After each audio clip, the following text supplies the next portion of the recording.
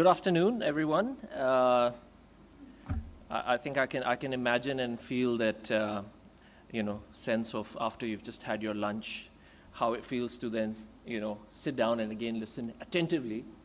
But let's give this a shot. It's going to be fun and it's going to be exciting.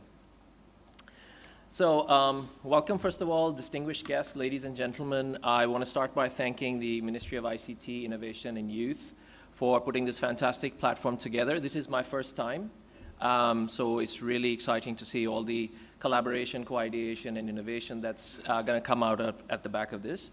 My name is Shehryar Ali, and I work for Mastercard. I'm the country manager for East Africa. Although my T-shirt says the Bitcoin sign, I don't work in Bitcoins, and neither am I a sponsor. So you can rest assured that you'll get neutral feedback and in views. I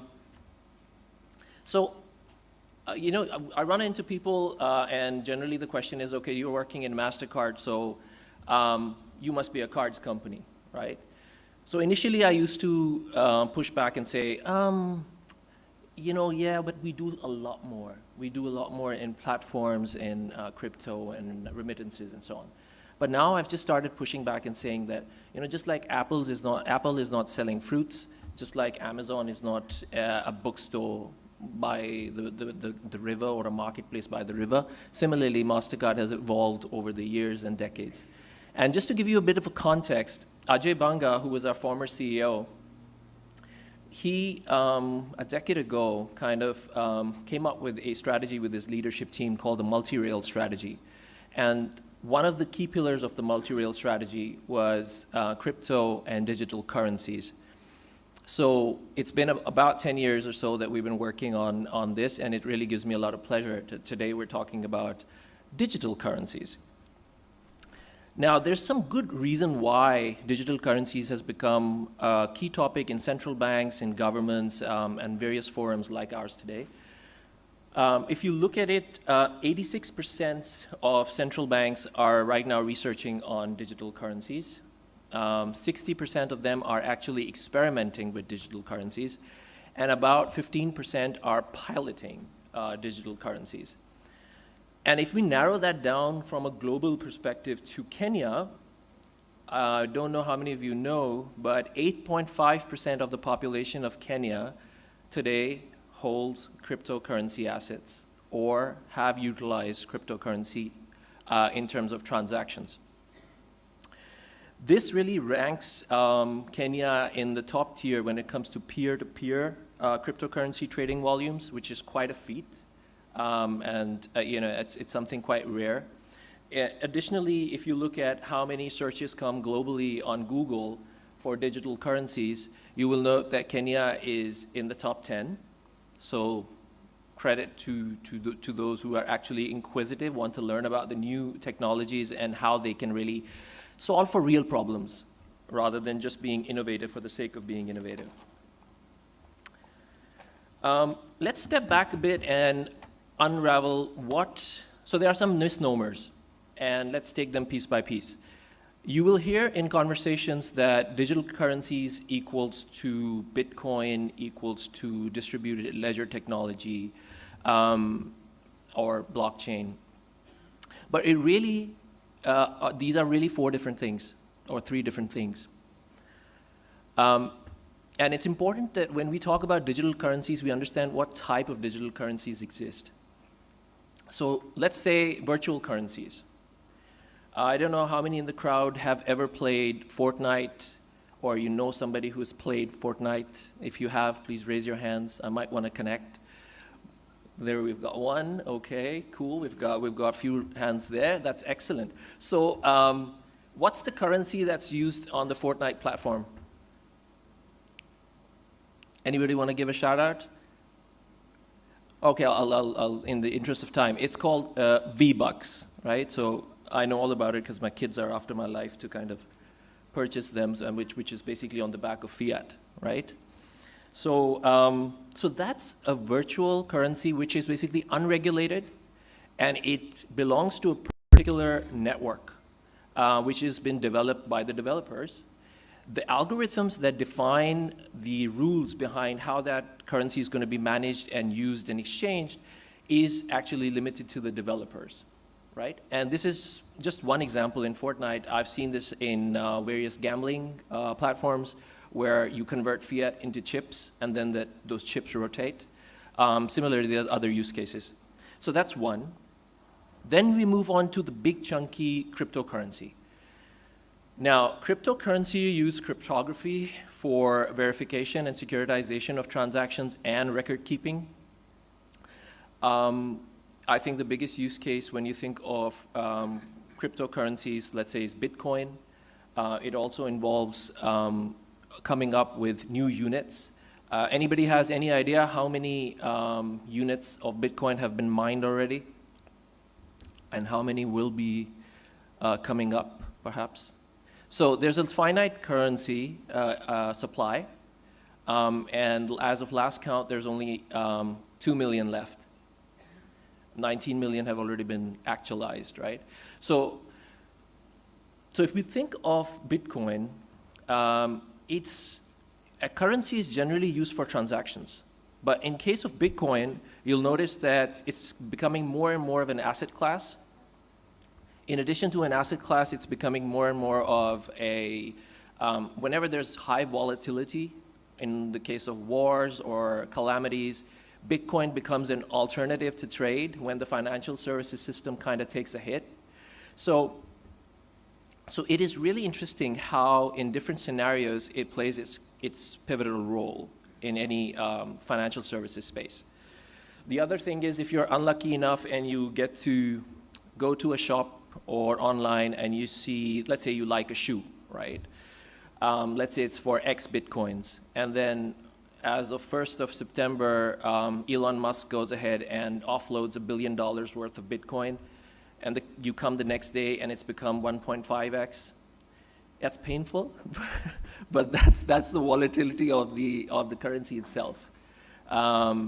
And so I think we need to be mindful of how much of it is actually an asset class and how much of it can actually be used for transactions, especially when the going gets tough. One example could be in the Bahamas when Hurricane Dorian came. It was a Category 5, and it took down a few parts of the island. And at that point in time, it became an alternative until the central bank came out and said, okay, we're going to launch the Bahamas Sand Dollar, which is the first of its kind CBDCs.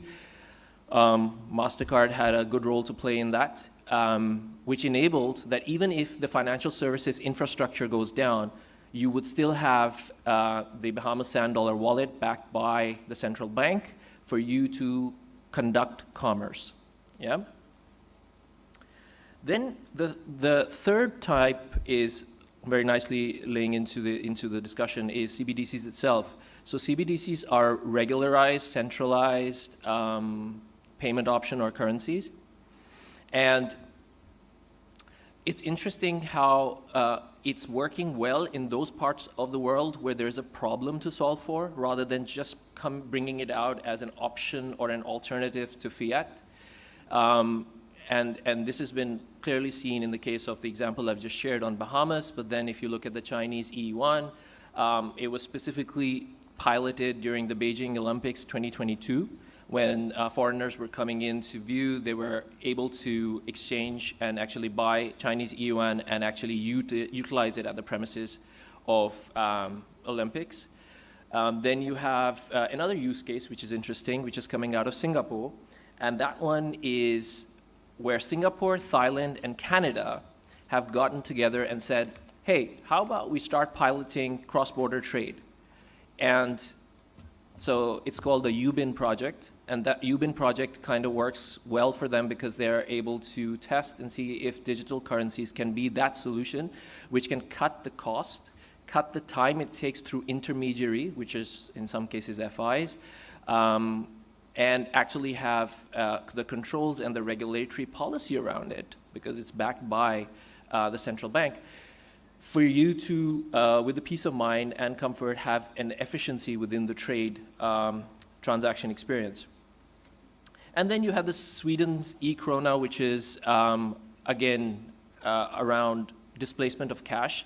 Now compare Kenya to some of these Western European states.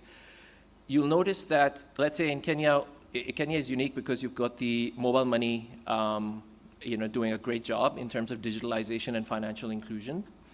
However, if you look at still the utilization of cash, it's still sitting at about 70%. Yes?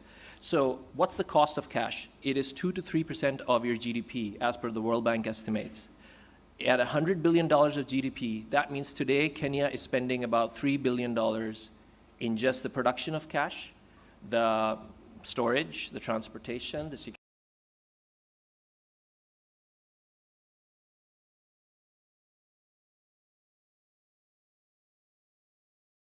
developmental projects, infrastructure, health, whatever else. And the answer is pretty obvious.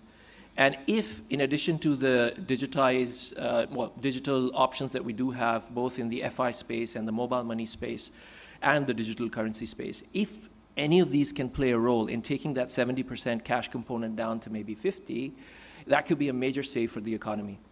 And I think that's where Mastercard is working with various stakeholders in the market to bring that to life and chip away, slowly but surely, on cash. I think we will have a lovely discussion now on digital currencies.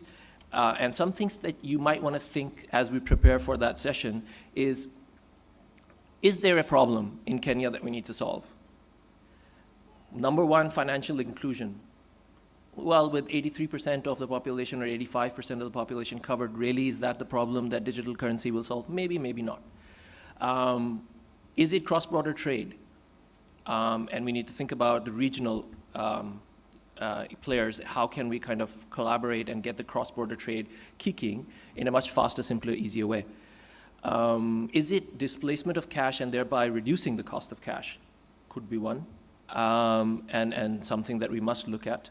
So I think these are just some of the many possible problems that digital currencies could solve for. And I'm looking forward to a fantastic discussion. So thank you very much.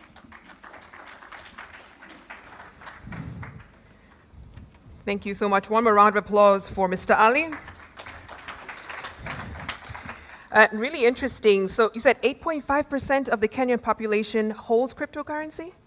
Or has interacted with it? Has interacted to either transacted or currently hold assets. Very, very interesting. And I guess it's the reason why the CBK now is considering creating a digital currency and has actually put out some time for Kenyans to give their views over the next 2 months or so. So let's see what Kenyans say, whether we'll have a CBK-backed digital currency. Our next speaker for this session is George Wakaria, Director